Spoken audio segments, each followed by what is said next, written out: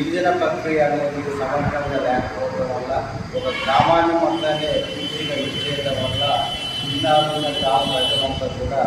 మున్సిపాలిటీలో ఉన్నామా, గ్రామ పంచాయతీలో ఉన్నామా, లేక గ్రామాన్ని సపరేట్ గ్రామ పంచాయతీలు ఏర్పాటు చేసే ప్రక్రియ ఉన్న ప్రభుత్వం ఆలోచించడం దాని మీద మేమందరం కూడా అయోమయ పరిస్థితులు ఉన్నాం. దీనిపైన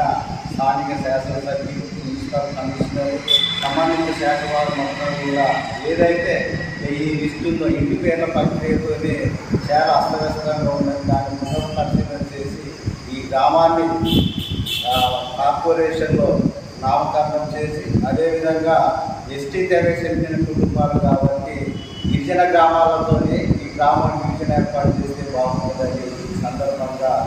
అధికారులకు సాంబశివరావు గారికి మరియు మున్సిపల్ కార్పొరేట్ చైర్పర్సన్ గారికి అందరూ కూడా తెలియజేస్తున్నాం. ఇలాంటి ప్రక్రియ వల్ల